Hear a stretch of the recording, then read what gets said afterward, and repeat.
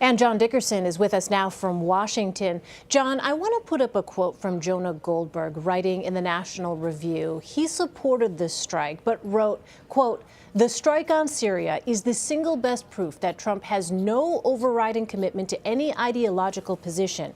If Trump can abandon his position on this all because of some horrific pictures on TV, what position is safe?"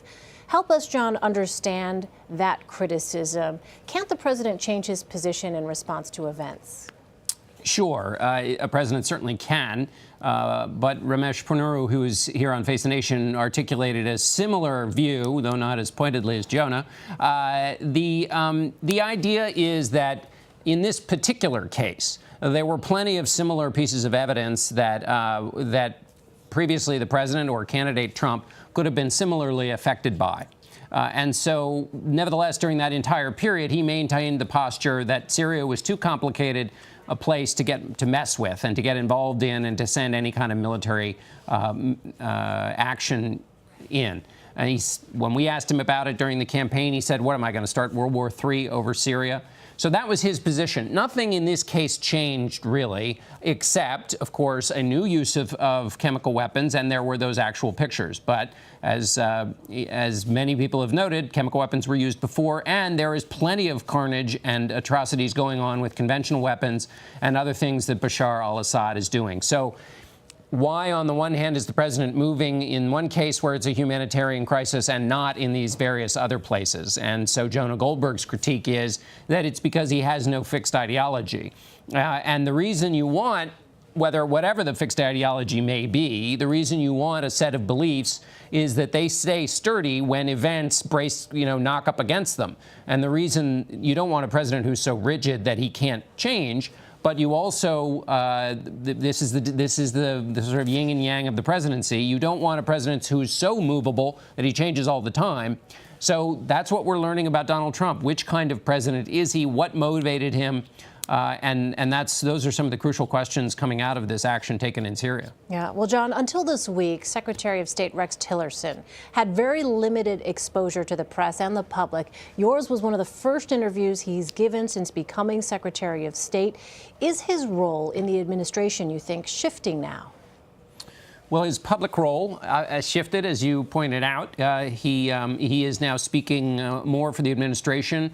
He spoke pretty clearly, very clearly, about Russia, and in short and direct sentences, which is also not a widespread practice by every member of the administration. He is now headed to Moscow, which is about the most, you could argue, most important place to be headed for a Secretary of State in the wake of this action in Syria. He has been to the Far East, also another hotspot and important place in the administration. The challenge will be figuring out where exactly the administration is on some of these key issues. We saw some distance today between what Secretary of State Tillerson told us about the limits of U.S. involvement in getting rid of the Syrian regime and what the UN ambassador Nikki Haley has been saying, which suggests a more active U.S. role in removing Bashar al-Assad. There may be no actual policy difference. They may be taking a position essentially that the Obama administration had, which is, yes, they want to get Assad out, but they're not going to talk about it all the time because, A, they don't want their fingerprints to be all over it. They want to make it look like a bipartisan or a multinational push, and also because it's awfully hard to get him out of power without taking extraordinary measures, and you don't want to keep saying you want to do something and then failing to do it. It doesn't look so good. So the distance between the UN ambassador and Secretary of State may not be vast, but it does appear to exist a little, and that's just an ongoing question about who speaks for the administration that is still not resolved. Well, John, let's talk about the Senate. The Senate changed the rules this past week, allowing Judge Neil Gorsuch to be confirmed with a simple majority instead of 60 votes. In your Face the Nation notebook, you said the Senate could make the same change for pieces of legislation. What are the prospects of that?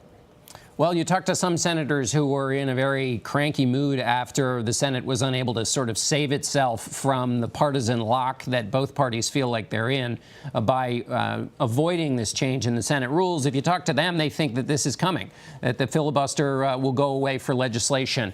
Here's what to watch for: a piece of legislation that matters so much to the bases of the parties that no member of the party can really buck that. And that's not just it's Republicans. You could imagine it happening maybe even on health care, although the current example with health care makes that a little complicated. But with Democrats, what if a bill to fix what they see as the horrible outcome of the Citizens United decision? That bill on campaign finance could be one that the grassroots makes it a purity test, and then whoever the leader of the party is has to break the rules about a 60-vote threshold in order to please the grassroots. So senators could absolutely imagine it happening.